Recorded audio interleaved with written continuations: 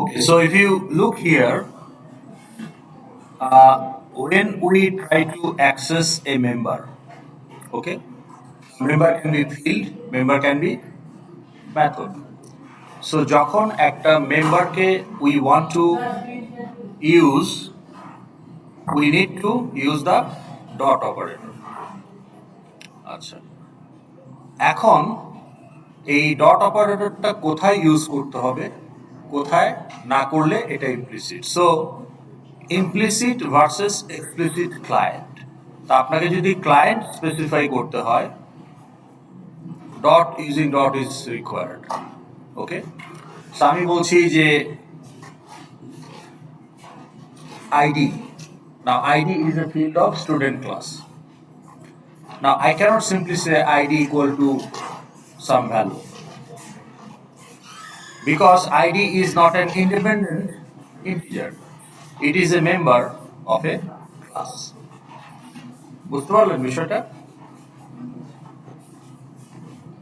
না বুঝলে প্রশ্ন করেন, প্লিজ আস্ক কোশ্চেন।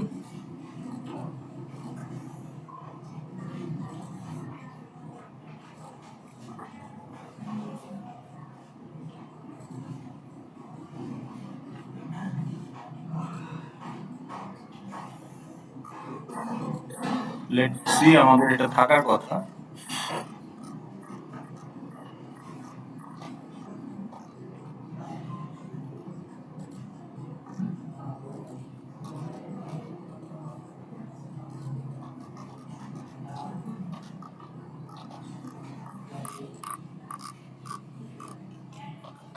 এই what is the format of accessing, এটা কয় তারিখে করা হয়েছিল?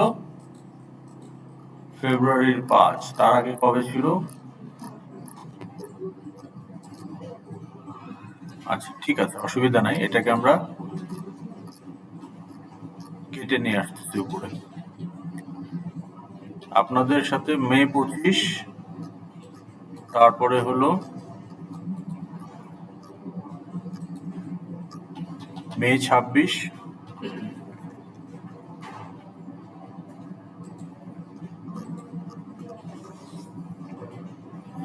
আচ্ছা এখানেই খেয়াল করেন,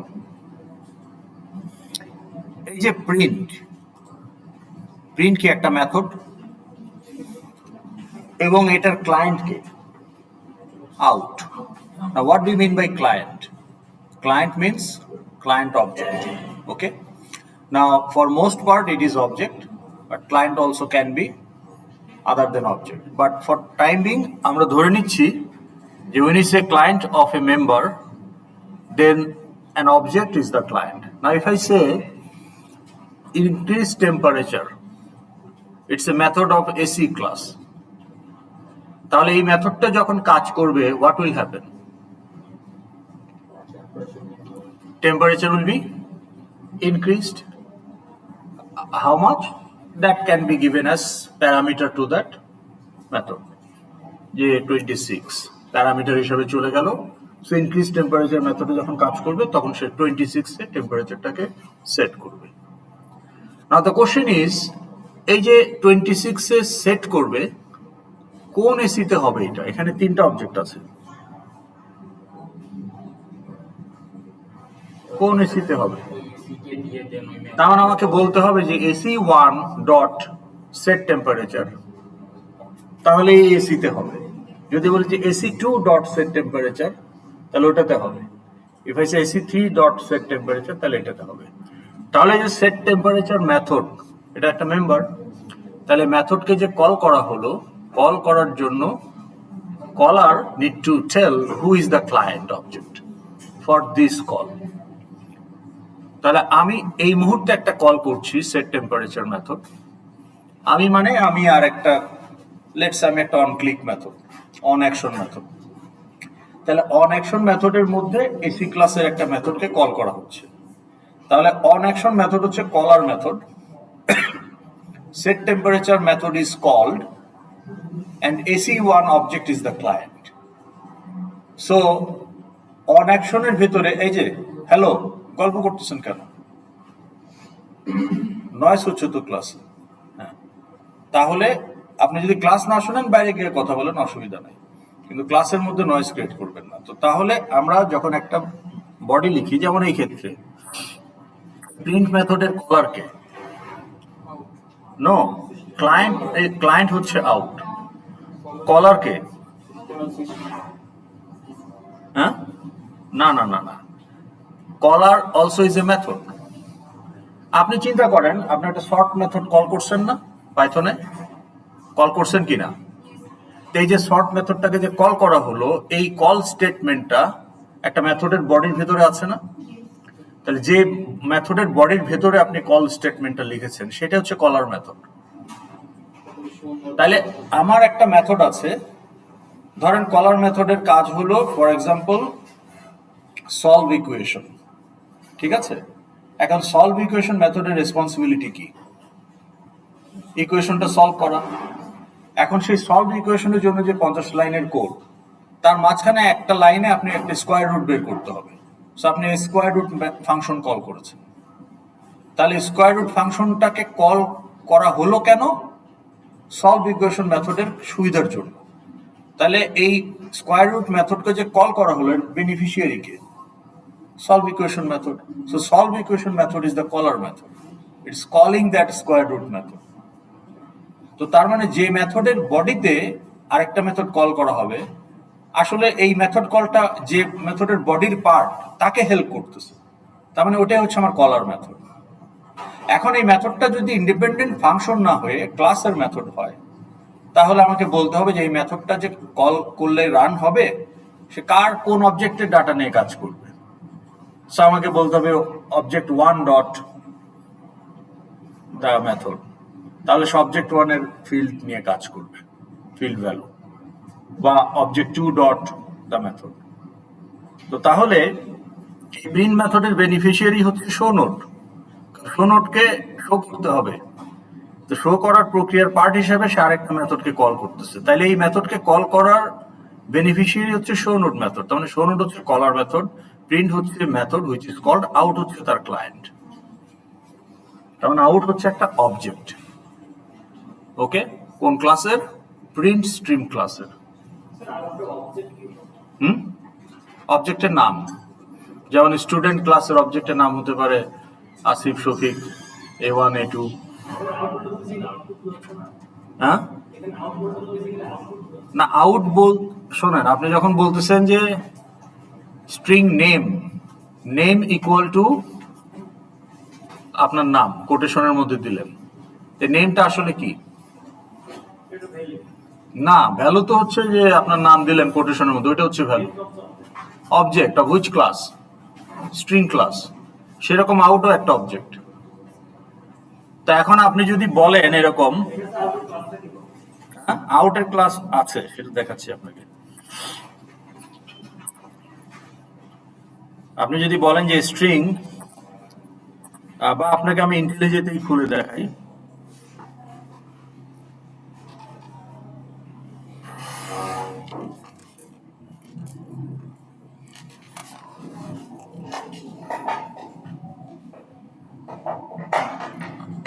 একটু দেন তো।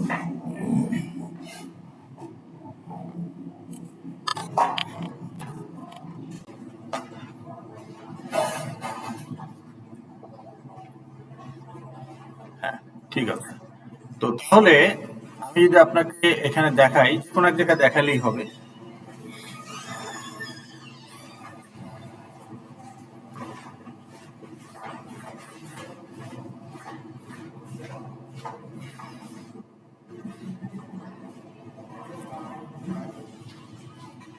ওকে, তো তাহলে এখানে আমি যদি এখন একটা এই স্টার্ট মেথড বলেন, মেইন মেথড বলেন, যে কোনো জায়গায় করা যেতে পারে। সো জাস্ট দেখাচ্ছি আপনাকে। সো লেটস সে আমি যদি এখানে একটা স্ট্রিং ডিক্লেয়ার করি, string str equal to hello world.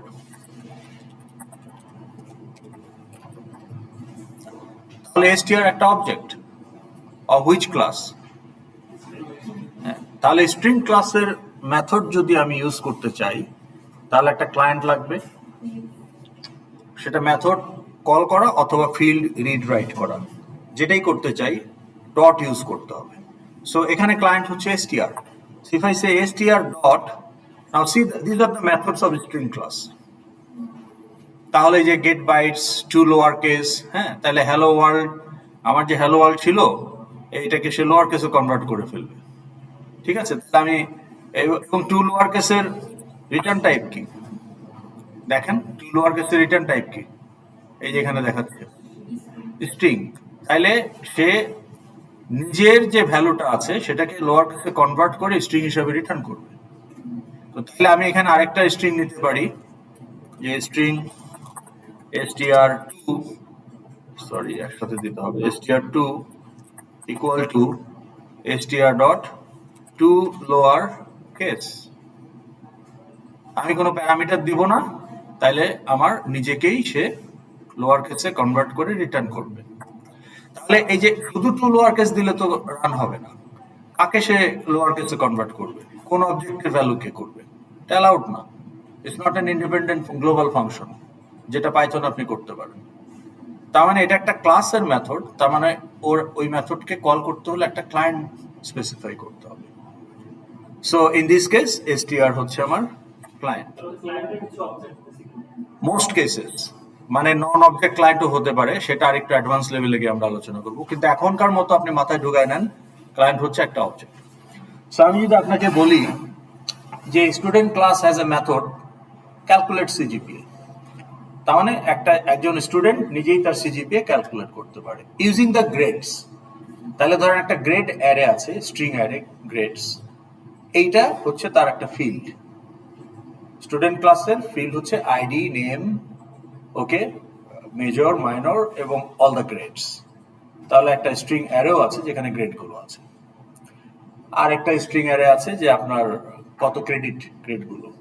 তাহলে এই কত ক্রেডিট এবং কি গ্রেড এইগুলো দিয়ে আপনি সিজিপি বের করতে পারবেন। সো সেই কোডটা ক্যালকুলেট সিজিপি মেথডের মধ্যে লেখা আছে, 20 লাইনের একটা code. Now if I call calculate CGPA, it cannot be accepted as a valid call, কারণ calculate CGPA need to use the grades. Car grade? আপনাদের সবাই আপনার object. all of you has your own memory to hold your own grades. তাহলে আমি যখন বলবো যে Asif dot calculate CGPA, তখন আসিফ নামে যে object, that is the client of that call. তাহলে ওই কলটার জন্য সে আসিফের গ্রেড ইউজ করবে। আবার যখন আমি বলবো Shafiq dot calculate CGPA, second কলের জন্য ক্লায়েন্ট চেঞ্জ হয়ে গেল। So for each call there will be a client, because it is a method or it is a field. তাহলে আপনি নোডের ক্ষেত্রে যখন বলেন যে নোড যদি একটা ক্লাস হয়, তাহলে আমাদের এখানে আছে অলরেডি, খেয়াল করেন কোথাও না কোথাও আছে,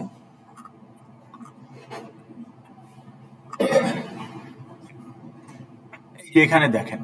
আমি যদি ভ্যাল বলি, কোন ভ্যাল, কার ভ্যাল?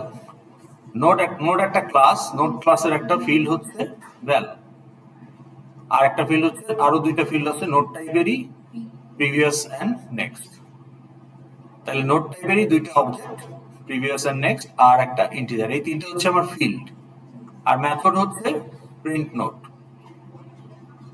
সে নোডকে প্রিন্ট করবে, মেম্বার ফাংশন।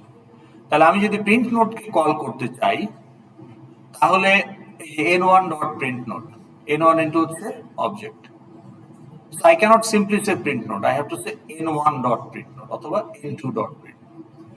আবার আমি যদি ফিল্ডকে অ্যাক্সেস করতে চাই, তাহলে ভ্যাল বললে হবে না, n1 dot val অথবা n2 dot val।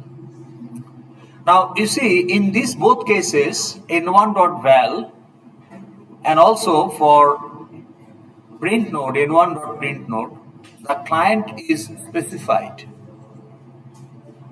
The client is explicitly specified. By whom? By the caller method. এটা তো আমি লিখেছি এমনি, কিন্তু এই কোডগুলো তো এমনি থাকবে না, কোনো না কোনো মেথডের মধ্যে থাকবে। এই কোডগুলো কোনো না কোনো মেথডের মধ্যে থাকবে, তাই না? সেটা মেইন মেথডের মধ্যে হতে পারে, সেটা একটা অন অ্যাকশনের মধ্যে হতে পারে, যে কোনো জায়গাতেই হতে পারে। এটা তো আমি জাস্ট এমনি লিখেছি এখানে যে ইট ইজ এ কল, কিন্তু অ্যাকচুয়ালি এই কোডটাও তো কোনো না কোনো মেথডের ভেতরে আছে। তো তাহলে যে মেথডের ভেতর থেকে এই প্রিন্ট নোডকে কল করা হলো, সেই মেথডের যে অথর তার দায়িত্ব হলো ক্লায়েন্ট বলে দেওয়া। তাহলে আমরা বলে দিলাম তাহলে এখানে client explicitly client is provided। তো যখন ক্লায়েন্ট মেনশন করে দেওয়া হবে তখন এটা এক্সপ্লিসিট, এবং বেশিরভাগ কখন এটা আর যদি আমি মেনশন করে না দেই তাহলে ইমপ্লিসিট। এখন সেইটা কিরকম হতে পারে, যেমন ধরেন আপনার যদি আরেকটা মেথড থাকে সেট নোট, ওকে, আমি আরেকটা মেথড এখানে বলি যে পাবলিক ভয়েড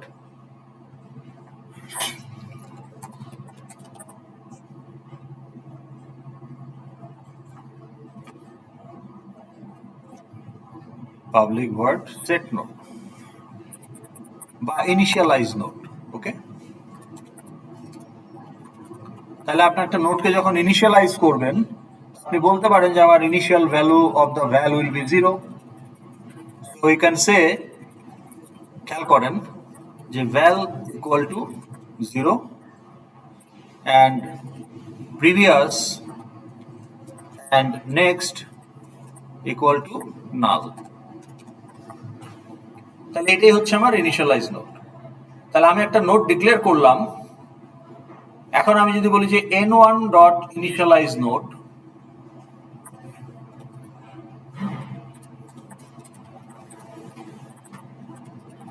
তাহলে n1 এর ভ্যালু উইল বি 0 আর n1 এর প্রিভিয়াস আর নেক্সট উইল বি নাল। এখন এইটা মনে করেন একটা অন্য একটা মেথড থেকে হচ্ছে, okay. So let's say public class some class, এই সাম ক্লাসের একটা মেথড হচ্ছে some method, public void some method. তাহলে এই সাম মেথডের মধ্যে এই কাজগুলো করা হচ্ছে, ওকে। আমি কি বুঝাইতে পারছি?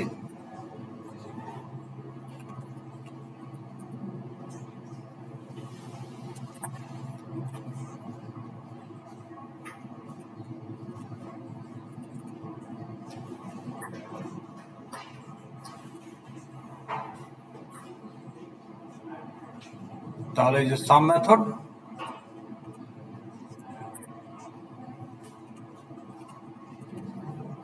তাহলে সাম মেথড এখানে শেষ আর সাম ক্লাস এখানে শেষ।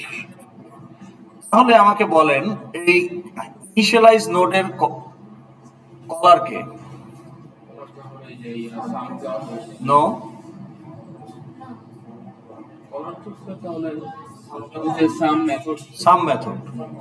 সাম মেথড হচ্ছে কলার। এখন সাম মেথড কাকে কল করতে চাচ্ছে? না, কাকে কল করতে চাচ্ছে? Some method is the caller method. কাকে কল করতে চাচ্ছে? Initialise method of which class? না, non object of which class? Some method হচ্ছে সাম ক্লাসের method. Some method is part of some class. এটা সাম ক্লাসের মেথড হচ্ছে সাম মেথড, কিন্তু some method is trying to call initialise node method of which class? Node class. তাহলে caller method আর called method does not belong to same class. তার মানে caller method is an outsider method to the node class. So when the caller is outsider, providing client is mandatory.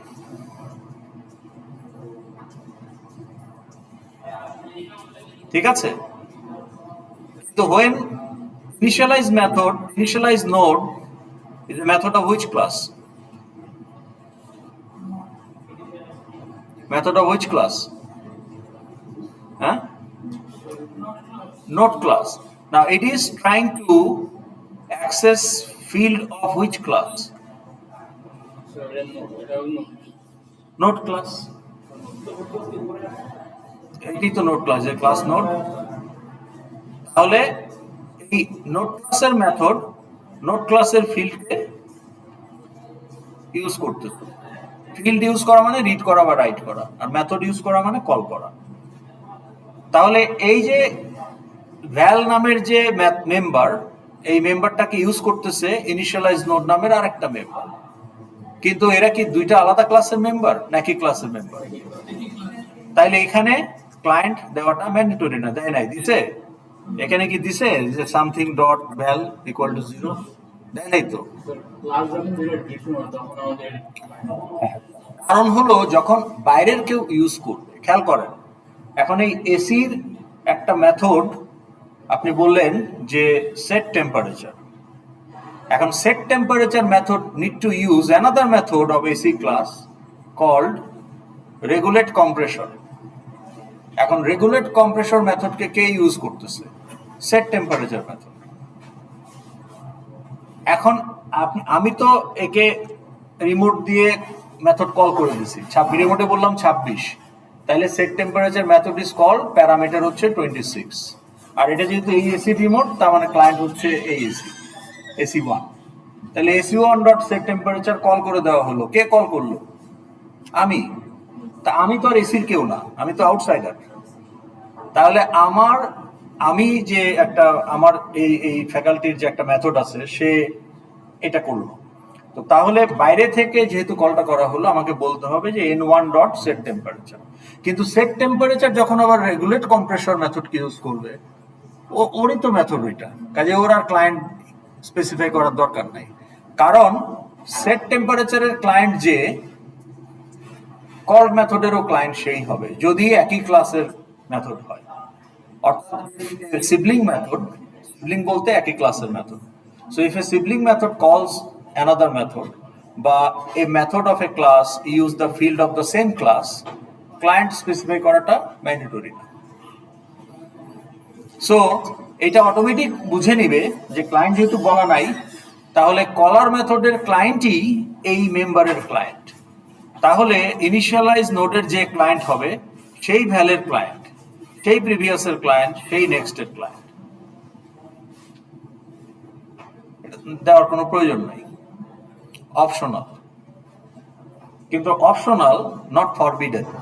আপনি বললেন sir optional, তো আপনি দিলেন না, কিন্তু ফরবিডেন তো না, আমি দিতে চাই, তাইলে কি দিব? আমি দিতে চাইলে এখানে কি দিব? n1 দিব? তাহলে কি দিব? কি দিয়ে? হ্যাঁ না, প্রশ্ন বুঝেন নাই আপনি। প্রশ্নটা হলো যে, আমি আরেকটা এক্সাম্পল দেখাই আপনাদের। ওকে, এখানে আছে,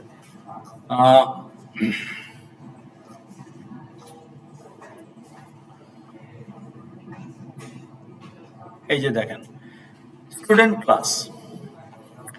ক্লাসের একটা মেথড হচ্ছে সাবমিট অ্যাসাইনমেন্ট। ওকে, এখন এই অ্যাসাইনমেন্ট সাবমিট করতে গিয়ে আপনার একটা সার্ভে কন্ডাক্ট করতে হতে পারে। এখন এই সার্ভে কন্ডাক্ট করাটা, এটা অ্যাসাইনমেন্টের জন্য লাগতে পারে, এলইসি রিপোর্টের জন্য লাগতে পারে, বিভিন্ন কাজেই আপনার লাগতে পারে। সো এরকম শুধু সার্ভে করার জন্য একটা মেথড আপনার তৈরি করা আছে। এখন আপনাকে একটা অ্যাসাইনমেন্ট পাঠানো হলো প্যারামিটার হিসাবে এটাকে সলভ করতে হলে আপনার সার্ভে করতে হবে। সো আপনি কন্ডাক্ট সার্ভেকে কল করতে পারেন। এখন দেখেন, কন্ডাক্ট সার্ভেকে ক্লায়েন্ট এখানে বলা হয়েছে? বলা হয় না। হয়েছে কি? হয় নাই। তাহলে কন্ডাক্ট সার্ভে ক্লায়েন্ট কে? হ্যাঁ, সাবমিট অ্যাসাইনমেন্ট হচ্ছে কলার। প্যারামিটার কেন ক্লায়েন্ট হবে? প্যারামিটার তো তাকে এক্সটার্নাল ইনপুট হিসাবে দেওয়া হয়েছে, তার কাজে ওইটা ইউজ করতে হবে। হ্যাঁ, স্টুডেন্ট তো টাইপ ক্লাস, কিন্তু ক্লায়েন্ট তো অবজেক্ট। তাহলে কন্ডাক্ট সার্ভের ক্লায়েন্ট হচ্ছে সাবমিট অ্যাসাইনমেন্টের যে ক্লায়েন্ট হবে সেই। এখন সাবমিট অ্যাসাইনমেন্টের ক্লায়েন্টটা কে হবে? এইটা সাবমিট অ্যাসাইনমেন্ট যেখানে কল হয়েছে সেখানে বলা আছে। এখন এই সাবমিট অ্যাসাইনমেন্টকে কে কল করবে? স্টুডেন্ট ক্লাসের সাবমিট অ্যাসাইনমেন্টকে অবজেক্ট তো আর কল করতে পারে না।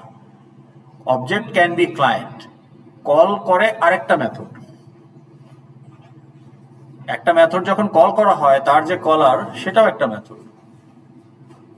একটা মেথডই আরেকটা মেথডকে কল করতে পারে। আমি একটা কাজ করতেছি, আই এম এ মেথড, আমাকে একটা টাস্ক দেওয়া হয়েছে যে সলভ ইকুয়েশন, আমি একটা মেথড। এখন সলভ ইকুয়েশন মেথড, আমার এখানে 50 লাইনের কোড আছে, আমি ইকুয়েশনটা সলভ করার কাজ হচ্ছে দায়িত্ব আমার, কিন্তু করতে গিয়ে দেখলাম স্কোয়ার রুট বের করা লাগবে একটা মাঝখানে কোথাও, তা আমি নিজে এটা করতে পারি এই ঝামেলা না নিয়ে। আমি জানি যে স্কোয়ার রুট বের করার জন্য একটা ছোট আরেকটা মেথড রেডি আছে, ওকে আমি কল করতে পারি। তাইলে স্কোয়ার রুটকে যে কল করা হলো, এটার কলার হচ্ছে সাবমিট ইকুয়েশন। তাহলে এই কন্ডাক্ট সার্ভেকে এই সাবমিট অ্যাসাইনমেন্ট মেথডের সহায়তাকারী হিসাবে কন্ডাক্ট সার্ভেকে ইউজ করা হয়েছে। সাবমিট অ্যাসাইনমেন্ট হচ্ছে কলার, কন্ডাক্ট সার্ভে হচ্ছে কল মেথড। বাট যেহেতু এটা একই ক্লাসের মেথড, এখানে ক্লায়েন্ট দেওয়া হয় নাই, সেই ক্ষেত্রে সাবমিট অ্যাসাইনমেন্টের ক্লায়েন্ট যদি আসিফ হয়, তাহলে কন্ডাক্ট সার্ভের ক্লায়েন্টও আসিফই হবে। সাবমিট অ্যাসাইনমেন্টের ক্লায়েন্ট যদি লুনা হয়, তাহলে কন্ডাক্ট সার্ভের ক্লায়েন্টও লুনা হবে।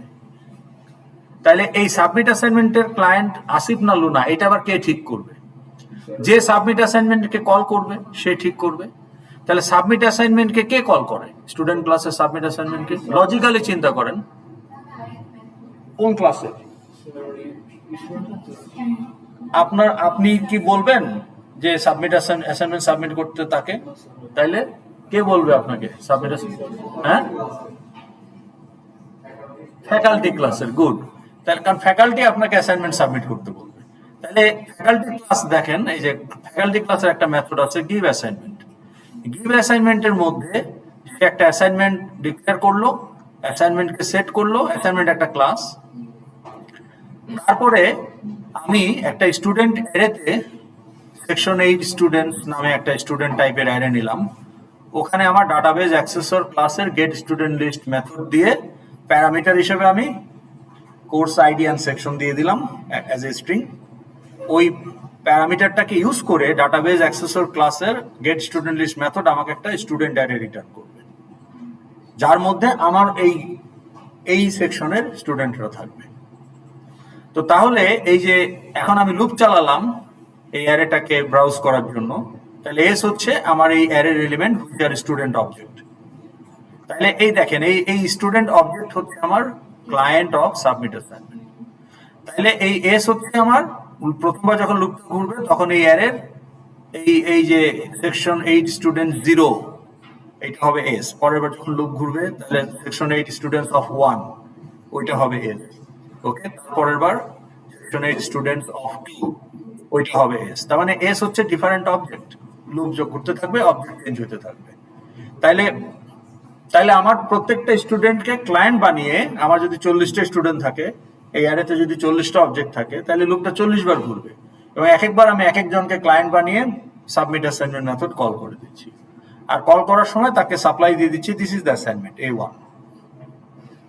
এখন এটা যখন এই সাবমিট অ্যাসাইনমেন্টের ক্লায়েন্ট যদি লুপ যখন প্রথমবার, তখন তো এটার ক্লায়েন্ট হবে প্রথম স্টুডেন্ট, তো তখন এই কন্ডাক্ট সার্ভেরও ক্লায়েন্ট হবে প্রথম স্টুডেন্ট। লুপ ঘুরে যখন আবার কল হবে তখন আবার এটা এক্সিকিউট হবে, তখন এটার ক্লায়েন্ট হবে সেকেন্ড স্টুডেন্ট, তখন কন্ডাক্ট সার্ভেরও ক্লায়েন্ট হবে সেকেন্ড স্টুডেন্ট। তো সিবলিং মেথড বা এক মেথড যখন তার নিজের ক্লাসের ফিল্ড রিড রাইট করবে বা নিজের ক্লাসের মেথডকে কল করবে, তখন ক্লায়েন্ট স্পেসিফাই করাটা ম্যান্ডেটরি না,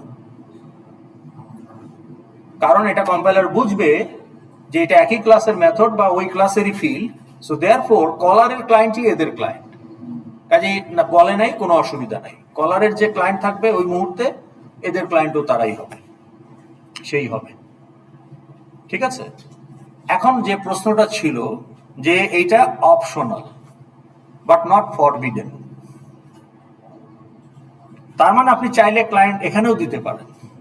তো এখানে যদি ক্লায়েন্ট দিতে চায় তাহলে আমি এখানে ক্লায়েন্ট কি বসাবো? That was the question. S1 বসালে তো প্রত্যেকবারই S1 হবে, কিন্তু আমার কলটা তো আমি 100 বার করতে পারি না। লুপ ঘুরলে কি হবে? আপনি তো এখানে S1 বলে দিচ্ছেন। আহা, শুধু যে আমি এইখানে কল করবো তা কি নিশ্চয়তা আছে? আমি তো পরেও আরো কল করতে পারি। সেটা তো এই কোডের মধ্যে আপনি এস বলছেন, কিন্তু আমি যদি এখন পরে গিয়ে আবার বলি, আবার আমি বললাম যে আপনি অ্যাড ড্রপ করে নতুন একটা স্টুডেন্ট আসছেন, আজকেই ঢুকলেন, হ্যাঁ, তো স্টুডেন্ট আসিফ, হতে পারে না? আমি তো এখন এইটা আবার মেথডকে কোটি কোটি বার কল করা যেতে পারে, যখন খুশি যেখান থেকে কল করা যেতে পারে। তা আপনি কেন ভাবতেছেন এটাই একমাত্র কল? আমি তো ভবিষ্যতে আসিফকে দিয়েও কল করতে পারি, তাই না, যে আসিফ ডট সাবমিট অ্যাসাইনমেন্ট, তো তখন এস দিলে হবে। আপনি তো জানেন না আপনার ক্লাসটা কে ইম্পোর্ট করে কখন আপনার ক্লাসের মেথডকে কল করবে, you never know in future run টাইমে, তাই না? তো তাহলে আমি এখন এইখানে এই যে এখন তো ক্লায়েন্ট আসিফ, তাইলে কি আমি এখানে আসিফ দিব? তাহলে তো শফিকের জন্য আবার কাজ করবে না, তাহলে এখানে আমি কি দিব?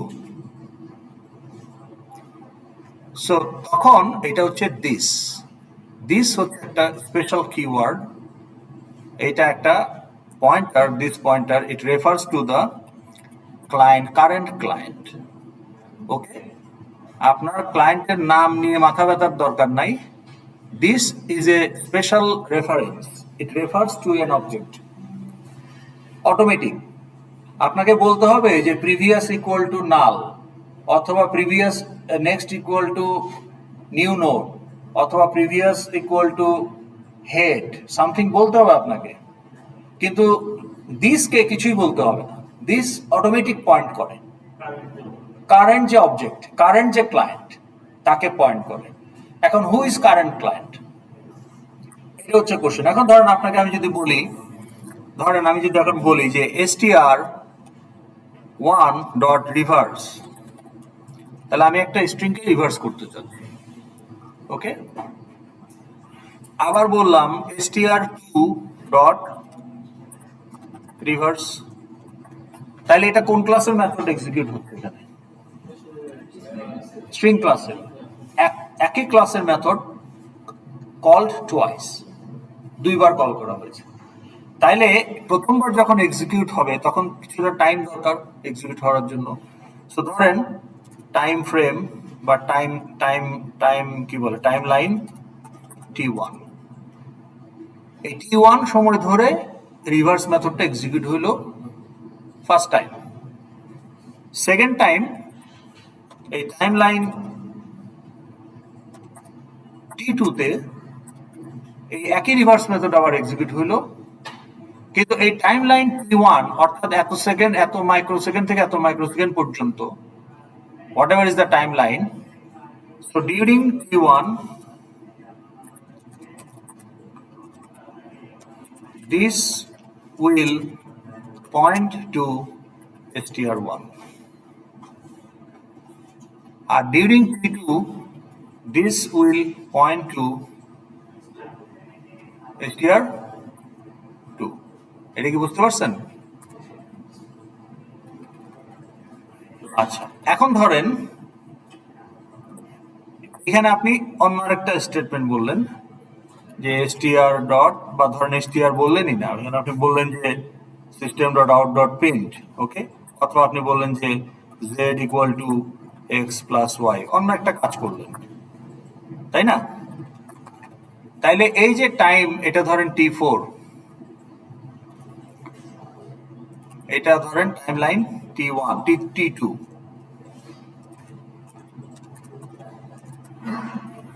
এটা ধরেন টাইম লাইন t3। তাহলে এই টাইম লাইন t2 তে, টাইম লাইন t1 ওই সময়টুকুতে this will point to str1, আর টাইম লাইন t4 এই সময়টুকুতে this will point to str2। তাহলে টাইম লাইন t2 তে this will point to what? কেন কেন রিভার্স তো রিটার্ন করে দিছে, রিভার্স মেথড রিটার্ন না করলে z equal to x plus y হবে। তাহলে রিভার্স মেথড যখন কমপ্লিট হয়ে যাবে তখনই তো কন্ট্রোল এখানে ফেরত আসবে, ওই যে ভয়েড নন ভয়েডের সময় লাভ হয়েছিল, তো তারপরেই না সে z equal to x plus y করবে, তখন তো reverse method is no longer working, তো তখন দিস উইল বি নাল। এটা অটোমেটিক, মানে দিস নিয়ে আমাদের আসলে ভাবার দরকার নাই যে কি করে ওকে বলবো যে এই হচ্ছে ক্লায়েন্ট। ও নিজেই ক্লায়েন্ট চুজ করে নেবে। যখন একটা মেথড রান করতেছে, তার মানে মেথড ইজ রানিং, তার মানে ওই মেথডের একটা ক্লায়েন্ট ইজ অ্যাক্টিভ নাও।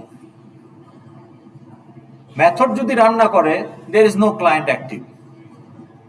কোডে আপনি ক্লায়েন্ট দিয়ে রাখছেন, কিন্তু এই মুহূর্তে রান হচ্ছে না, তাহলে এই মুহূর্তে কোনো ক্লায়েন্ট নাই, সো দিস উইল বি নাল। কিন্তু যখনই একটা মেথড এক্সিকিউট হবে, তখনই this will refer to that object, ওই মেথডের যে ক্লায়েন্ট থাকবে। তাহলে প্রত্যেকটা ক্লাসের জন্যই একটা দিস নামে একটা স্পেশাল রেফারেন্স বা পয়েন্টার অবজেক্ট আছে। তাহলে আপনি যদি এখানে মেনশন করতে চান, তাহলে আপনাকে বলতে হবে দিস ডট কন্ডাক্ট সার্ভে, যেহেতু এটা ফরবিডেন না, কিন্তু না করলেও অসুবিধা নাই, শুধু conduct survey is also fine.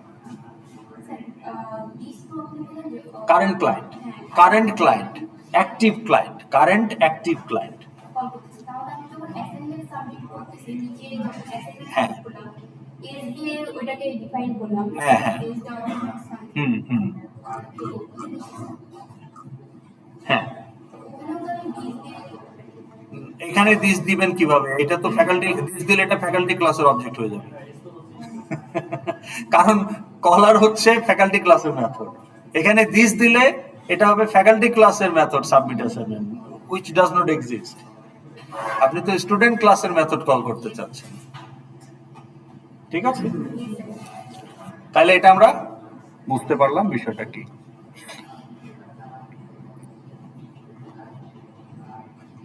ওকে, এখন আমরা আজকে যেটা দেখব যে আমরা মডেল ক্লাস ক্রিয়েট করব। ওকে, তো আসেন আমরা ইন্টেলিজেন্টে চলে আসি। আমরা ম্যাট্রিক্স, অ্যারিথমেটিক অপারেশন, ম্যাট্রিক্স কি করেছিলাম? হ্যাঁ, করানো হয়েছে না? তো ম্যাট্রিক্স তো একটা মডেল ক্লাস, ম্যাট্রিক্স তো একটা ক্লাস।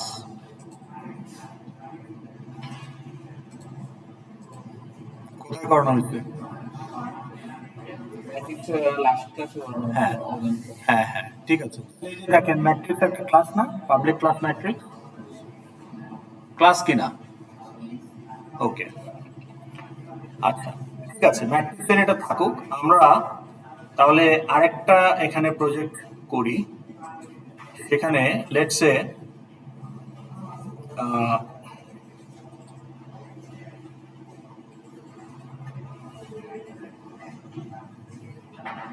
আপনাদের টপিক কি? এয়ারলাইন্স কাউকে দেওয়া হয়েছে? এয়ারলাইন্স টপিকটা কোনো গ্রুপকে দেওয়া হয়নি। তাহলে লেটস সে এয়ারলাইন্স অপারেশন নামে আমরা একটা প্রজেক্ট বানাই। ওকে, তাহলে নিউ প্রজেক্ট, নাম দেন airlines operation. Next, project created.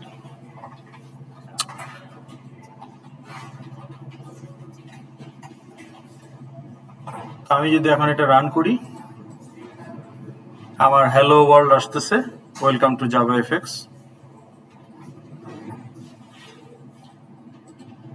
ওকে, এটা তো আমার দরকার নাই।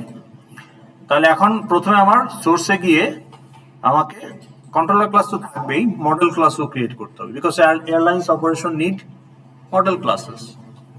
তাহলে দুই একটা মডেল ক্লাসের নাম বলেন দেখি এয়ারলাইন্স এর সাথে রিলেটেড।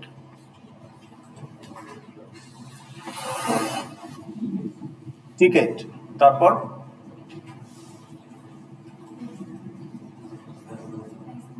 প্যাসেঞ্জার, তারপর হ্যাঁ শিডিউল। ওকে, তারপর ফ্লাইট শিডিউল, তারপর তাহলে এগুলো সব কিন্তু মডেল ক্লাস। ক্যাপ্টেন মানে পাইলট, কেবিন ক্রু বা এয়ার হোস্টেস, হ্যাঁ, front desk, ticket front desk ticket operator বা check in counter of executive, তারপরে আপনার ইঞ্জিনিয়ার থেকে শুরু করে অনেক ক্যাটারিং সেন্টার ম্যানেজার থেকে শুরু করে এলডি, ওকে, চেয়ারম্যান, কত রোডের ডিপার্টমেন্ট আছে, অনেক গাড়ি আছে, অনেক ড্রাইভার, ওকে, অনেক কিছু আছে। তাহলে আমরা দুই একটা মডেল ক্লাস তৈরি করি। আগে একটা দিয়ে তৈরি করি। Let's say passenger. প্যাসেঞ্জার যদি একটা মডেল ক্লাস হয় তার ফিল্ড কি হবে? না না, ফিল্ড মানে তার অ্যাট্রিবিউট। তাহলে নিউ জাভা ক্লাস প্যাসেঞ্জার। ওকে, আরেকটা বানাবো আমরা টিকেট।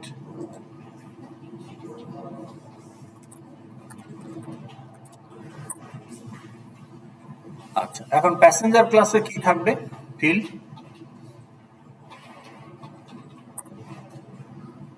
প্যাসেঞ্জার ক্লাসে কি থাকবে? নেম, প্যাসেঞ্জার নেম, তারপর address, phone number, email, date of birth, আর সবচেয়ে বড় কথা তার একটা টিকিট আইডি। তো টিকিট ক্লাসে থাকবে, প্যাসেঞ্জার ক্লাসে টিকিট আইডি থাকবে কেন? আপনি সাইন আপ করে রাখতে পারেন অ্যাজ এ প্যাসেঞ্জার, তাহলে বারবার আপনার ডিটেলস ইনপুট দিতে হবে না। আপনার পাসপোর্ট নাম্বার, যদি ইন্টারন্যাশনাল ট্রাভেলার হন, আর ডোমেস্টিক ট্রাভেলার হইলে এনআইডি নাম্বার, আপনি দুইটাই দিয়ে রাখতে পারেন। কখনো আপনি ডোমেস্টিক ট্রাভেল করবেন, সবসময় তো পাসপোর্ট ক্যারি করবেন না, তো তখন এনআইডি ওই আপনার বোর্ডিং এর সময় এনআইডি দেখাতে হবে। এয়ারপোর্টে শুধু টিকিট থাকলেই হবে না, আপনাকে আপনার আইডি মাস্ট, ডোমেস্টিক হলেও ID must. Okay, either passport or your NID card. তো তাহলে আমরা এখানে যদি বলি যে পাসপোর্ট নাম্বার কি নাম্বার না স্ট্রিং, ইন্টিজার না স্ট্রিং? স্ট্রিং। এনআইডি নাম্বার কি ইন্টিজার না string? String. NID number string. কারণ যেগুলো চেঞ্জ করা যায়, যেগুলো চেঞ্জ করবে না সেগুলো স্ট্রিং ক্লাসে রাখা বেটার। যেমন ফোন নাম্বার, এটা স্ট্রিং এ রাখা বেটার। কেন?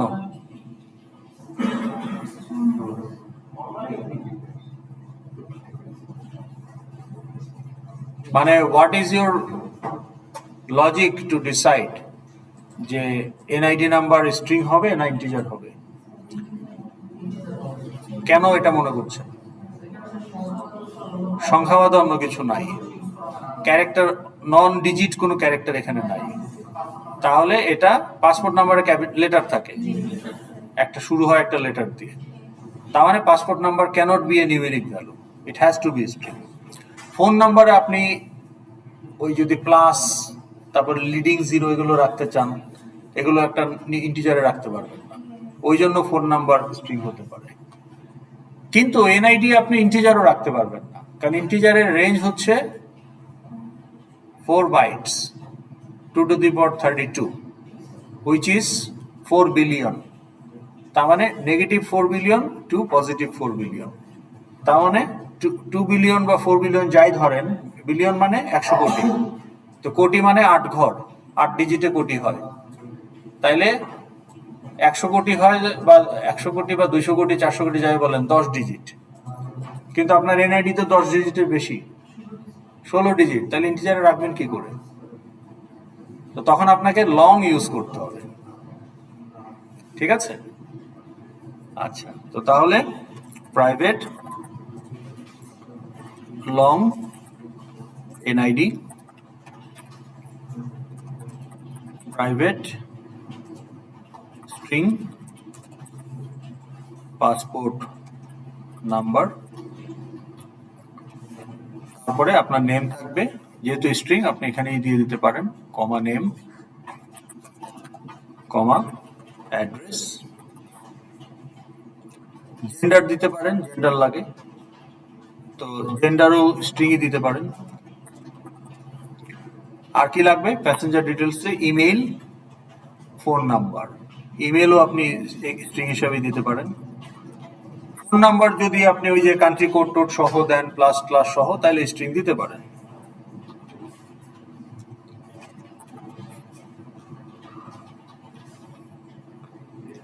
Date of birth, date of birth হচ্ছে লোকাল ডেট, লোকাল ডেট একটা ডেট টাইপের ক্লাস,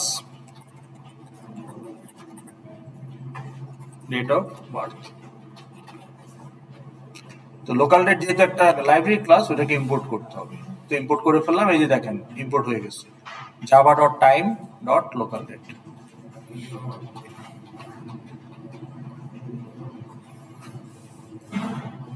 ঠিক আছে,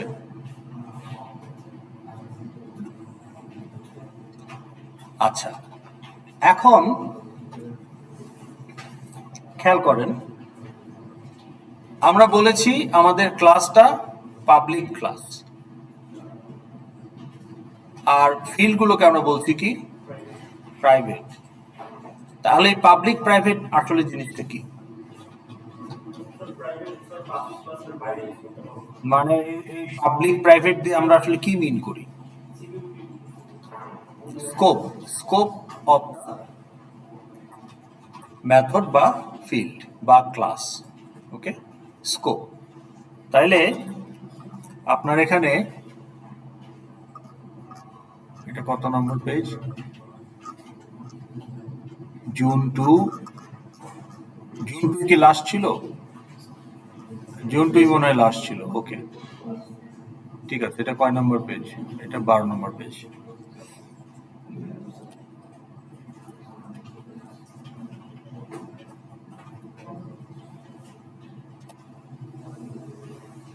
স্কোপ। এখন খেয়াল করেন,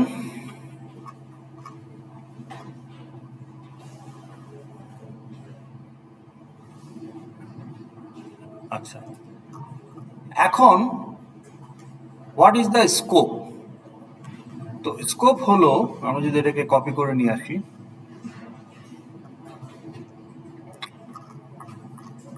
কতক্ষণ টাইম আছে আমাদের?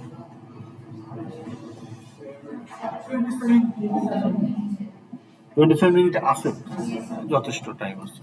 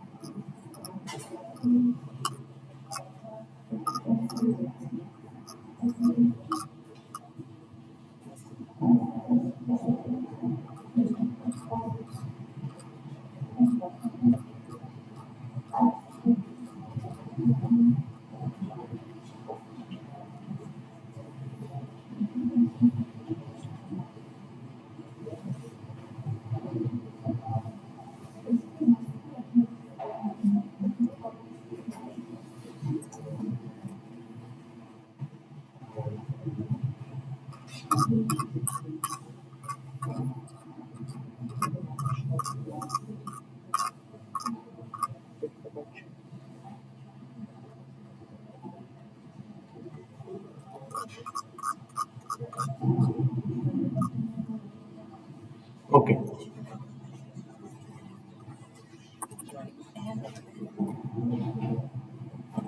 আজকে হলো 17।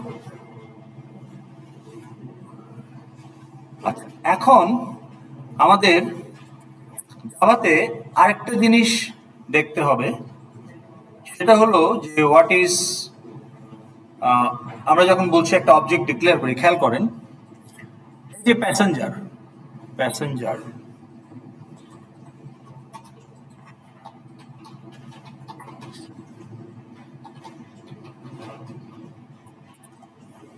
ধরলো কেন? ফাইলের নামের সাথে মিলে নাই।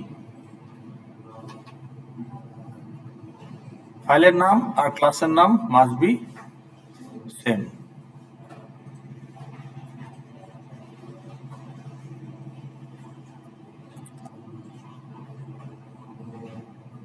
ওকে, এখন এই যে একটা প্যাসেঞ্জার ক্লাস আমি বানালাম, এখন আমি যদি আমার কন্ট্রোলারে গিয়ে ওকে, এখানে একটা প্যাসেঞ্জার অবজেক্ট নেই,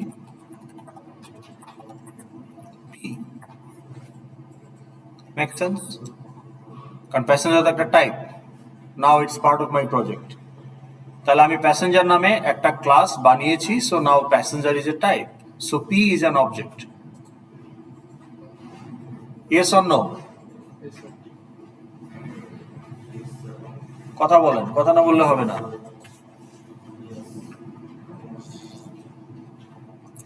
স্ট্রিং একটা লাইব্রেরি ক্লাস, আমি যে কোনো সময় সরাসরি স্ট্রিং ডিক্লেয়ার করতে পারি, কিন্তু প্যাসেঞ্জার একটা টাইপ হিসাবে রিকগনাইজ করাতে হলে আগে তো ক্লাসটা থাকতে হবে, সো আমরা ক্লাসটা বানালাম।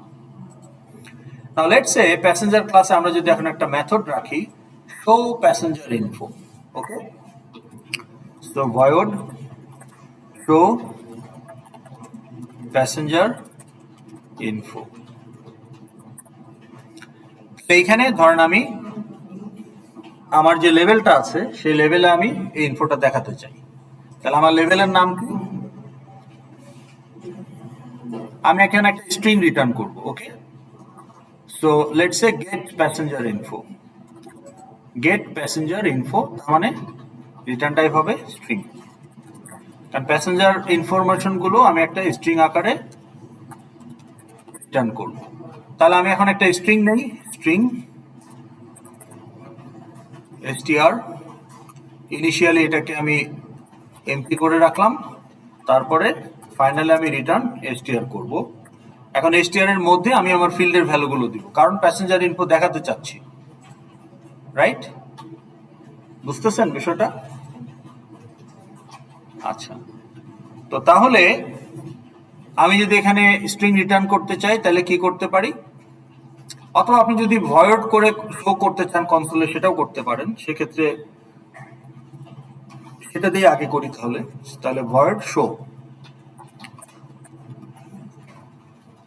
ঠিক আছে, তাইলে আমাকে system dot out dot print করলেই হবে, ঠিক আছে। সিস্টেম ডট আউট ডট প্রিন্টের শর্টকাট হলো SOUT SOUT ট্যাব, এই যে। তাহলে এইখানে আমি এখন দিয়ে দিব যা প্রিন্ট করতে চাই, কি দিয়ে দিব, যে আমি বললাম যে নেম ইকুয়াল টু, এটা হচ্ছে প্রম্পট, তার সাথে ভ্যালু, ফিল্ডের ভ্যালু, ফিল্ডের নাম কি, নেম। তাহলে আমি যদি ক্লায়েন্ট দিতে চাই দিস ডট নেম, শুধু নেম দিলেও হবে, কারণ এই শো প্যাসেঞ্জার ইনফো যে ক্লাসের মেথড সেই ক্লাসেরই ফিল্ড। তাহলে শো প্যাসেঞ্জার ইনফোর যে ক্লায়েন্ট, এই ফিল্ডের ক্লায়েন্টও তারাই, কাজে এখানে আপনি দিস ডট না দিলেও অসুবিধা নাই, ইমপ্লিসিটলি ধরে নেবে যে এই মেথডের যে ক্লায়েন্ট ফিল্ডগুলো তারই। তাহলে আমি যদি বলি যে P1 dot show passenger info, তাহলে P1 dot name, P1 dot passport ID, এগুলো হবে। আর যদি আমি বলি যে P2 dot show passenger info, তাহলে সেই ক্ষেত্রে এটা হবে P2 ডট নেম। তার মানে ওই কলার মেথডের ক্লায়েন্টই আমার ফিল্ডের ক্লায়েন্ট। তো এটা দিলাম, তারপরে ছিল NID ইকুয়াল টু, এটা হচ্ছে প্রম্পট, তার সাথে the field value this dot NID অথবা শুধু NID, তারপরে পাসপোর্ট নাম্বার ইকুয়াল টু, এটা প্রম্পট হিসাবে যাবে, তাহলে এই পুরোটা প্রম্পট, তার সাথে দ্য ফিল্ড ভ্যালু কি ছিল, পাসপোর্ট নাম্বার। তারপর আর কি আছে, অ্যাড্রেস, তাহলে prompt address equal to the value, field value address, তারপরে প্রম্পট কি আছে, জেন্ডার, তারপরে দ্য ফিল্ড ভ্যালু জেন্ডার, তারপরে কি আছে, দ্য প্রম্পট কি আছে, ইমেল,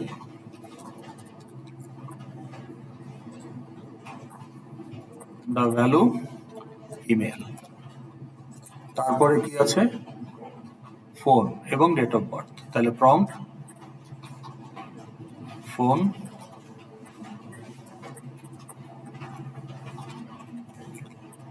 তারপরে কি আছে, prompt date of birth, the field value date of birth. তাহলে এই হচ্ছে প্রিন্ট লাইনের প্যারামিটার হিসেবে একটা স্ট্রিং আমরা পাঠিয়ে দিচ্ছি। এই পুরোটাই কিন্তু একটা স্ট্রিং, প্লাস দিয়ে দিয়ে কনক্যাটিনেট করলে লার্জার স্ট্রিং পাওয়া যায়। তাহলে প্রিন্ট লাইনে আমরা একটা স্ট্রিং দিয়ে দিলাম, সেটা কি, সেটা nothing but the passenger info. কার? ক্লায়েন্টের। তাহলে শো প্যাসেঞ্জার ইনফোর যে ক্লায়েন্ট, তার যে ফিল্ড ভ্যালুগুলো আছে সেগুলো দিয়ে আমি একটা স্ট্রিং বানিয়ে সিস্টেম ডট ডট প্রিন্ট লাইনে পাঠিয়ে দিচ্ছি। তাহলে এটা কনসোলে আউটপুটটা আসবে। ওকে, ঠিক আছে।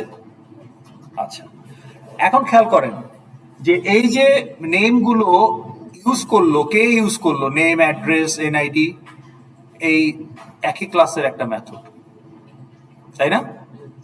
ওকে, এখন যদি আমি কন্ট্রোলার ক্লাসে আসি, না কন্ট্রোলার ক্লাস কিন্তু আউটসাইডার।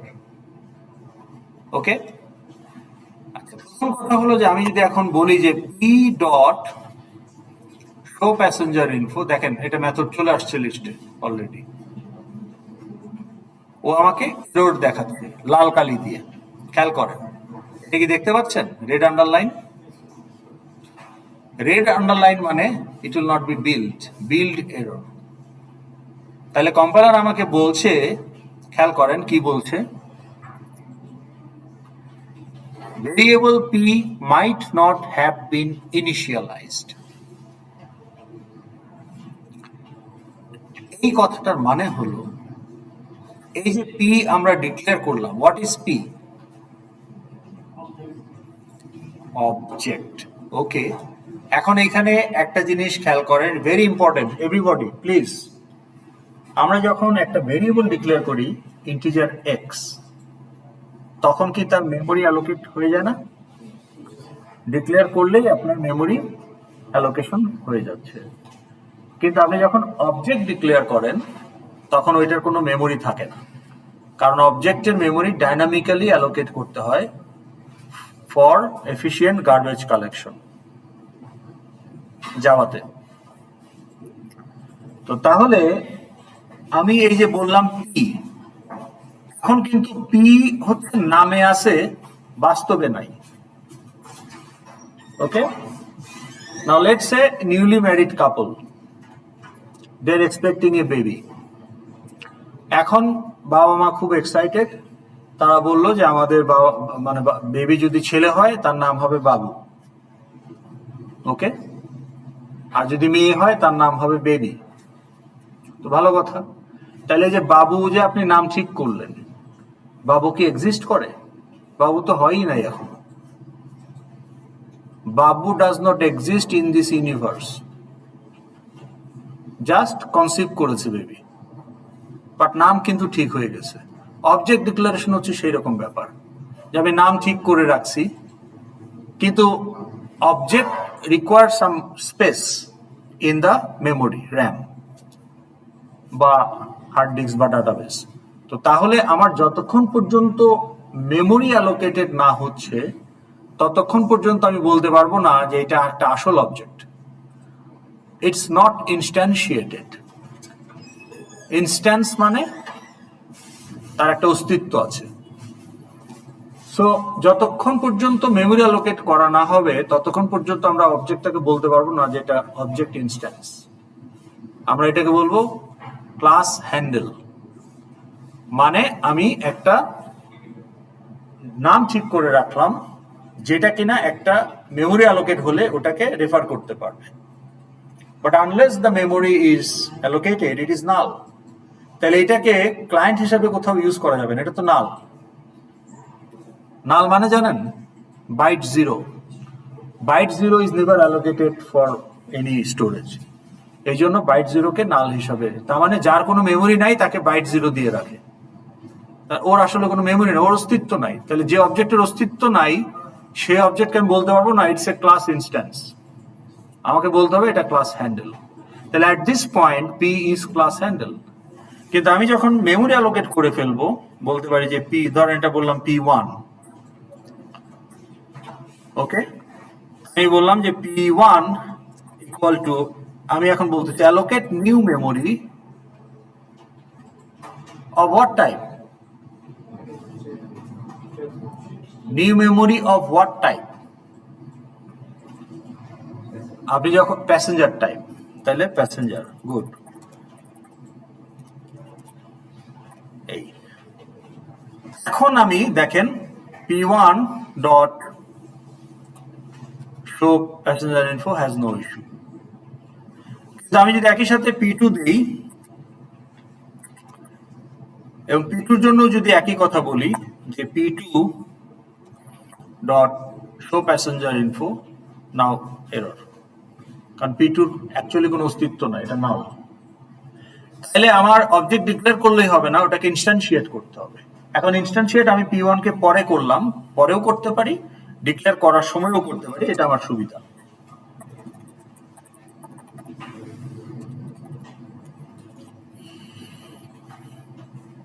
তাহলে আমরা দুইটা অবজেক্ট ডিক্লেয়ার করেছি, একটা অবজেক্টকে ডিক্লেয়ার করার সময় আমরা ইনস্ট্যান্সিয়েট করে ফেলেছি, আর একটা অবজেক্টকে পরে ইনস্ট্যান্সিয়েট করেছি। হাউএভার যখনই আপনি করেন, অবজেক্টটাকে ক্লায়েন্ট হিসেবে ইউজ করার আগে এনশিওর করতে হবে যে ওর মেমোরি আছে, তার মানে এটা একটা valid object. Without memory it's a কাল্পনিক object, it's just a name, nothing else. Are you following? তো তাহলে এই P1 হচ্ছে আমার ইনস্ট্যান্স, ওকে। এখন দেখেন আমি কিন্তু যে শো প্যাসেঞ্জার ইনফো, এটা কি একটা মেম্বার না? এটা কোন ক্লাসের মেম্বার? প্যাসেঞ্জার ক্লাসের মেম্বার। তাইলে এই মেথডটাকে কে ইউজ করতেছে? কলার কে? On click, button on click, button on click হচ্ছে এটা কলার। তাইলে কলার আর কল্ড মেথড, এটা কি সিবলিং মেথড নাকি কলার হচ্ছে আউটসাইডার? তাইলে এখানে আমার ক্লায়েন্ট দেওয়াটা ম্যান্ডেটরি, এখানে আমার না দিলে সে দিস ধরে নিবে, এটা হবে না। এখানে আমার এটা অপশনাল না, এখানে দেওয়াই লাগবে, এই যে রেট। কিন্তু কন্ডাক্ট সার্ভেতে কিন্তু না দিলেও অসুবিধা ছিল না, কারণ কন্ডাক্ট সার্ভের কলার ছিল একই ক্লাসের মেথড। কিন্তু এখানে কলার হচ্ছে অন ক্লিক আর কল করা হয়েছে প্যাসেঞ্জার ক্লাসের মেথডকে, কাজে এখানে ক্লায়েন্ট ম্যান্ডেটরি। সো আমাকে বলতে হবে P1 ডট। এখন আমি P1 ডট বললাম, কিন্তু can I say P1 dot NID?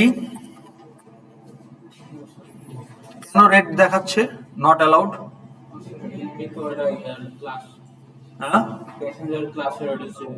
হ্যাঁ, ফিল্ড, হ্যাঁ, সো তাতে ফিল্ড আমি কল করবো না, কিন্তু ফিল্ড আমি ধরেন রিড করব। আমি বললাম যে ইন বা লং, এটা লং, ওকে, ভ্যাল equal two P1 dot NID। সমস্যা কি? এটা রিড করতে হলে তো আমরা রিড করতে পারি ওই ক্লাসের মানে আমি তো ক্লায়েন্ট দিছি, ক্লায়েন্ট মেম্বার অ্যাক্সেস করা, কথাটা মাথায় রাখেন। Member can be field, member can be method. আপনি যখন বলবেন যে মেম্বার অ্যাক্সেস করা, I am trying to access a method, তার মানে you are calling that method. কিন্তু আপনি যখন বলবেন I am trying to access a field, তার মানে ফিল্ড তো আর মেথড না যে কল। তাহলে ফিল্ড অ্যাক্সেস করা মানে কি? You are either trying to read from that field or write to that field. তাহলে এখানে আমরা রিড করার চেষ্টা করতেছি, তাহলে এখানে সে এরর দেখাচ্ছে কেন? কারণ আমরা বলেছি এগুলো প্রাইভেট। আমি যদি বলতাম পাবলিক, তাহলে কিন্তু আর আমার দেখেন এই প্রবলেমটা আর থাকতো না। NID কোথায়? ও হ্যাঁ, প্রথমটা পাবলিক। পাবলিক যদি করে দেই, নাও দেখেন P1 ডট NID, কোনো অসুবিধা নেই। বুঝতে পেরেছেন? তাহলে now question is, my class has 10 members, 6 fields, 4 methods. Now, would I allow, as the author of the class, should I allow all members accessible from outside or not? So I will allow my methods to be accessible from outside by keeping the fields private. তাহলে কি হবে যে আমার data, আমার ক্লাসের যে অবজেক্টের data, এগুলোকে ম্যানিপুলেট করতে হলে আমার ক্লাসের মেথডের থ্রুতেই করতে হবে। So only my method can access my fields if the fields are private. তাহলে fields যখন প্রাইভেট হয়ে যাবে, আউটসাইড ক্লাস এটার অ্যাক্সেসিবল না, কাজে আমি ডট দিলেও লাভ নাই। So by default, okay, we keep the data private to hide the data from unauthorized access. এখন ধরুন আপনি এই যে সহজ.com ইউজ করেন, কে আপনি করেছেন, তো সহজ.com যখন ইনস্টল করেন, ওকে আপনার কন্টাক্ট অ্যাক্সেস চায় না, আর কিসের অ্যাক্সেস চায়? আচ্ছা, মোবাইলে অ্যাপ ইনস্টল করছেন কে, হ্যাঁ, কি অ্যাক্সেস চায়? কন্টাক্ট নাম্বার না, আপনার কন্টাক্টের অ্যাক্সেস চায় না, আর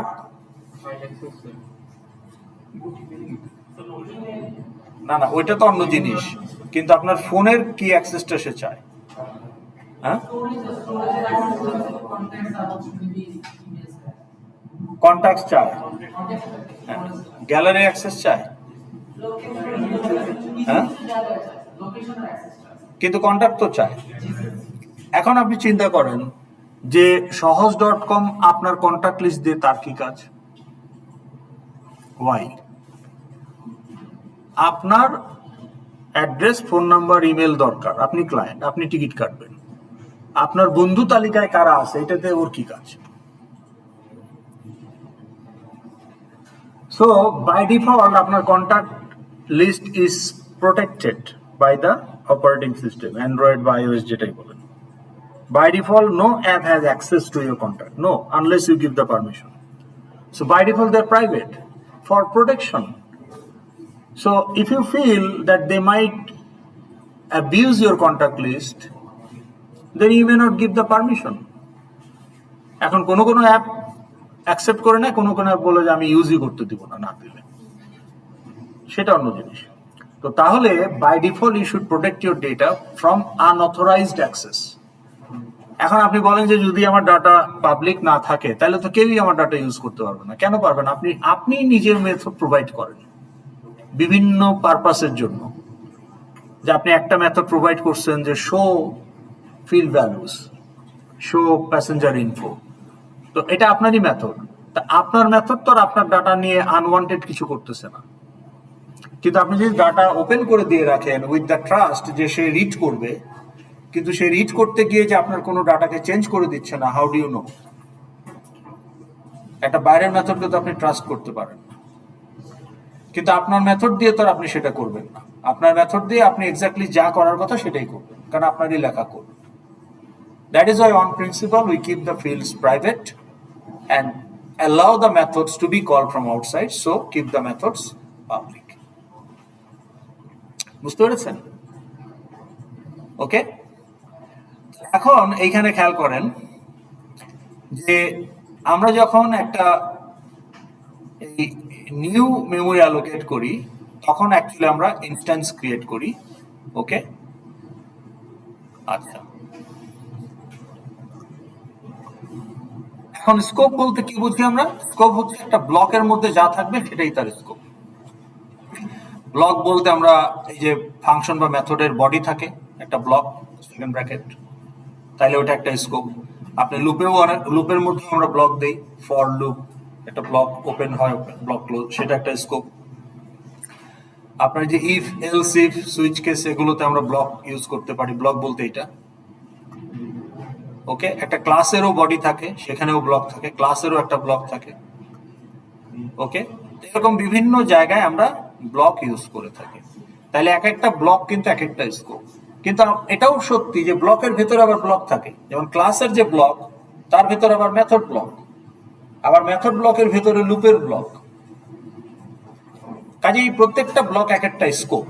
ওকে, তাহলে স্কোপের ভেতরে আবার স্কোপ, সাব স্কোপ এরকম হতে পারে। এটা আমরা বুঝতে পারলাম। ওকে, তাহলে আমরা এখন একটা মেম্বারের স্কোপ বলতে কি বুঝি, ফিল্ড বা মেথড। আচ্ছা, এই জায়গা থেকে আমার মেম্বারটাকে অ্যাক্সেস করা যাবে, সেটাই হচ্ছে তার স্কোপ। তাহলে পসিবল স্কোপ কি হতে পারে, যে একটা মেথড বডি হতে পারে। ওকে, তো তাহলে দেখেন, the caller method can be a method of the same class, যেমন method of student class called submit assignment may call another method of student class call conduct survey. Okay, এটা একটা possibility. আরেকটা possibility হতে পারে যে method of another class belong to same folder of the same project. আরেকটা possibility হতে পারে কি, যে method of another class belong to different folder মানে ডিফারেন্ট প্রজেক্ট। এখন এই যে প্যাকেজ জিনিসটা কি, আমাদের খুব রকম জানতে। ওকে, প্রাইভেট, পাবলিক, প্রোটেক্টেড আর প্যাকেজ। প্রাইভেট মানে আমার ক্লাসের ভেতরে যদি আমি কোনো ফিল্ড বা মেথডকে প্রাইভেট বলি, তাহলে এই ক্লাসের বাইরে এটার কোনো অ্যাক্সেস নাই। আচ্ছা, এটা হলো প্রাইভেট। তাহলে এটা হলো extreme tight, extreme restricted, utmost restriction, মানে ওই ক্লাসের ভেতরেই শুধু এটার ইউজ। তাহলে একটা প্রাইভেট মেথডকে কে কল করতে পারবে? ওই ক্লাসেরই অন্য মেথড কল করতে পারবে, আর কেউ কল করতে পারবে না। তার মানে private method basically is created to act as a helper method of the same class. একই ক্লাসের একটা বড় মেথডের হেল্পার হিসাবে ছোট মেথড আপনি প্রাইভেট হিসাবে রাখতে পারেন। শুধুমাত্র ওই বড় মেথডই ওটাকে ইউজ করবে হেল্পার হিসাবে, কিন্তু বাইরে থেকে এই ছোট মেথডের কোনো ইউজ নাই। বাইরে থেকে কেউ আপনার কন্ডাক্ট সার্ভেকে কল করবে না। ফ্যাকাল্টি আপনাকে বলবে না কন্ডাক্ট সার্ভে করতে, ফ্যাকাল্টি আপনাকে বলবে যে অ্যাসাইনমেন্ট তৈরি করতে অথবা রিপোর্ট তৈরি করতে, যার পার্ট হিসেবে আপনি কন্ডাক্ট সার্ভে করবেন। তাহলে একটা পসিবিলিটি হতে পারে যে আমার এই যে কোড এরিয়া, কোন থেকে একটা মেথড আরেকটা মেথডকে কল করতে পারে। একটা পসিবিলিটি হতে পারে যে একই ক্লাসের কলার মেথড আর কল মেথড একই ক্লাসের মেথড হতে পারে, যেটা আমরা এই যে স্টুডেন্ট ক্লাসের সাবমিট অ্যাসাইনমেন্ট কন্ডাক্ট সার্ভে দিয়ে দেখলাম। আরেকটা পসিবিলিটি হতে পারে যে অন্য ক্লাসের মেথড কিন্তু একই ফোল্ডারে আছে। আচ্ছা, একই ফোল্ডারে কেমন? এটা আমার একটা প্যাকেজ।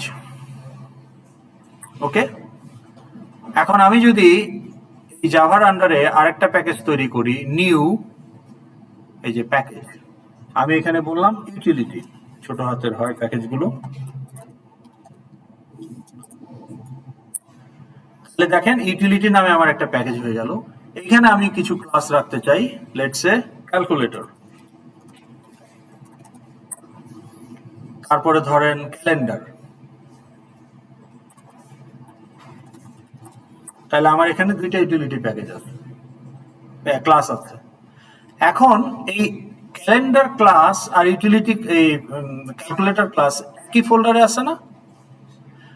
এখন এই ক্যালকুলেটর ক্লাসের একটা মেথডকে হয়তো ক্যালেন্ডার ক্লাসের একটা মেথড কল করতেছে। তো এটা হচ্ছে আরেকটা পসিবিলিটি, যে the method of another class belong to same folder of the same project. তাইলে আমার ইম্পোর্ট করতে হবে না। ওকে, তাহলে আমি যদি আপনাকে এখন দেখাই, ক্যালকুলেটর ক্লাসে যদি এখন একটা মেথড থাকে, public void, let's say calculator একটা মেথড হচ্ছে লেটস সে পাওয়ার। ওকে, পাওয়ার, এখানে ধরেন আপনি ইন্টিজার কমা ইন্টিজার, মানে বেজ আর কত পাওয়ার, কত টু দি পাওয়ার কত, এটা দিলেন। তাহলে এটা হচ্ছে আপনার একটা মেথড। ওকে,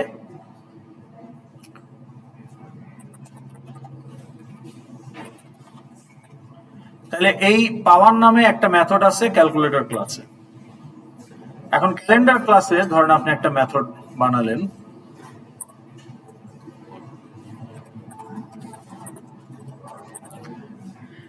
লেটস সে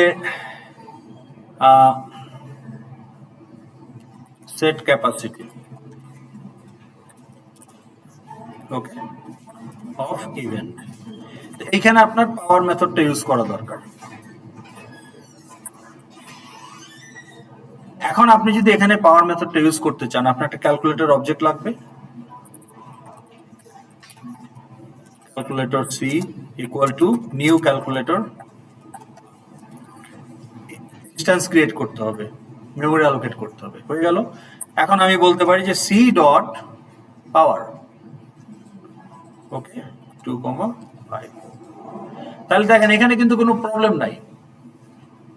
কিন্তু এই একই ক্যালকুলেটরকে যদি আমি প্যাসেঞ্জার ক্লাসে ইউজ করতে চাই, ধরেন প্যাসেঞ্জার ক্লাসের একটা মেথড হলো ক্যালকুলেট ইএমআই।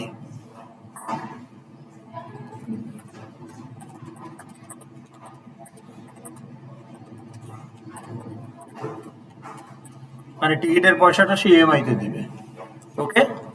এখন এই ক্যালকুলেট ইএমআই থেকে তার একটা পাওয়ার ফাংশনটা ইউজ করা দরকার। তাহলে সে যদি এখন বলে ক্যালকুলেটর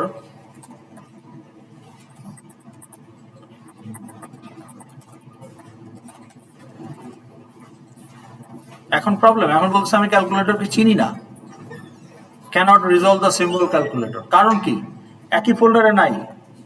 প্যাসেঞ্জার আছে হলো এই ফোল্ডারে, আর ক্যালকুলেটর আছে ইউটিলিটি ফোল্ডারে, ইউটিলিটি প্যাকেজে। প্যাকেজ মানে ফোল্ডার। সো দেয়ারফর আমাকে এখন ইম্পোর্ট করতে হবে।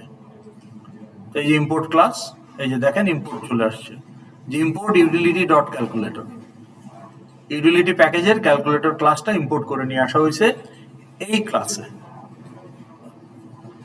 তো তাহলে আপনার another class of same folder belongs to same folder, okay, of the same project.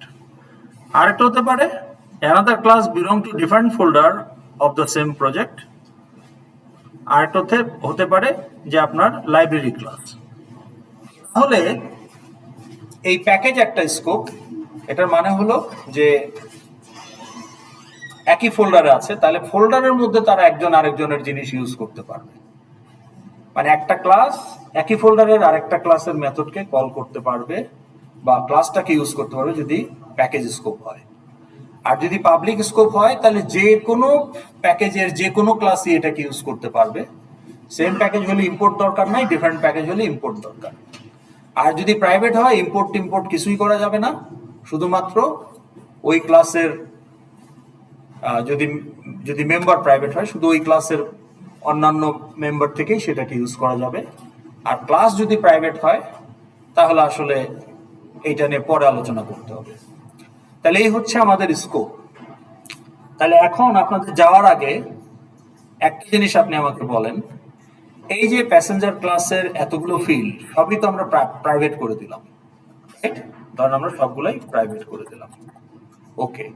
তাহলে এই কোন একটা অ্যাড্রেসকে যদি আপডেট করতে হয়, করতে চাইতে পারেন না?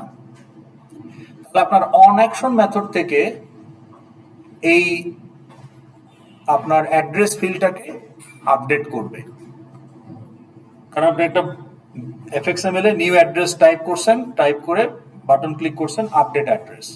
তাহলে এই যে update address button on action, ওখান থেকেই তো আপনার এই p1 ডট অ্যাড্রেসকে চেঞ্জ করতে হবে। কিন্তু p1 ডট অ্যাড্রেসে ইউজই করতে পারবে না, কারণ অ্যাড্রেস প্রাইভেট, কারণ অন অ্যাকশন একটা আউটসাইডার। তাহলে আপনাকে ইন্ডিভিজুয়াল ফিল্ড বাইরে থেকে পাওয়ার জন্য, গেট করার জন্য গেটার মেথড, আর ইন্ডিভিজুয়াল ফিল্ডকে আপডেট করার জন্য বা সেট করার জন্য সেটার মেথড। তাহলে এই মেথডগুলো আপনি অটো জেনারেট করতে পারেন। খেয়াল করুন, রাইট ক্লিক, জেনারেট গেটার সেটার অথবা গেটার সেটার একসাথে ফর অল ফিল্ড। তাহলে আমার এখানে ফিল্ড যে কয়টা সিলেক্ট করে দিলাম, প্রত্যেকটা ফিল্ডের গেটার আর সেটার তৈরি হয়ে যাবে। এই যে দেখেন, তাহলে খেয়াল করেন আমার এনআইডি একটা ফিল্ড, এই যে গেট এনআইডি, ও বাইরের থেকে, এটা পাবলিক মেথড, তো বাইরে থেকে কেউ কল করতে পারে যে p1 ডট গেট এনআইডি। তো তখন সে এনআইডি তো প্রাইভেট, বলতে পারবে না ওখান থেকে NID dot p1 dot NID সে বলতে পারবে না। কিন্তু যেহেতু এনআইডি প্রাইভেট, কিন্তু get NID method public, getter method public, so এটাকে সে কল করে ফেরত নিতে পারবে, ওটা একটা কপি সে পেতে পারে। তাহলে সে আমার একটা ফিল্ডের একটা কপি সে পাবে। কারণ সে একটা কপি রিটার্ন করে দিচ্ছে। এগুলো হচ্ছে গেটার মেথড। আবার সেটার মেথড হলো কেউ বলতে পারবে না যে p1.address equal to অমুক, এটা বলা যাবে না, কারণ অ্যাড্রেস প্রাইভেট। কিন্তু তখন সে সেট অ্যাড্রেসকে কল করতে পারবে এবং সেখানে সে একটা অ্যাড্রেস পাঠিয়ে দিতে পারবে, নতুন অ্যাড্রেস। তো তখন এই যে this dot address equal to parameter address. বুঝতে পেরেছেন? তাহলে আজকে আমরা এইটুকুই রাখছি। তাহলে আজকে আমরা মোটামুটি এই যে মেম্বার কিভাবে অ্যাক্সেস করতে হয়, explicit client versus implicit client অর্থাৎ দিস, এটা বুঝতে পারলাম। এবং আমরা এটাও বুঝতে পারলাম যে আমাদের কিছু স্কোপ নিয়ে কাজ করতে হবে। এই স্কোপ নিয়ে আমরা আরো ইন ডিটেলে আলোচনা করব কামিং ক্লাসে। আজকে জাস্ট আমরা একটা ইন্ট্রোডাকশন পেলাম এবং এই স্কোপগুলো কখন, কোথায়, কিভাবে, কোন ধরনের স্কোপ ইউজ করতে হবে, এই ব্যাপারটা আমাদেরকে বুঝে যেতে হবে এবং এটা কঠিন কিছু না, ফলো করলেই হবে। ঠিক আছে? তাহলে উইথ দ্যাট নোট আজকে আমরা শেষ করছি। এখন আমাদের কি মেকআপ ক্লাস আছে? হ্যাঁ, দাঁড়ান একটু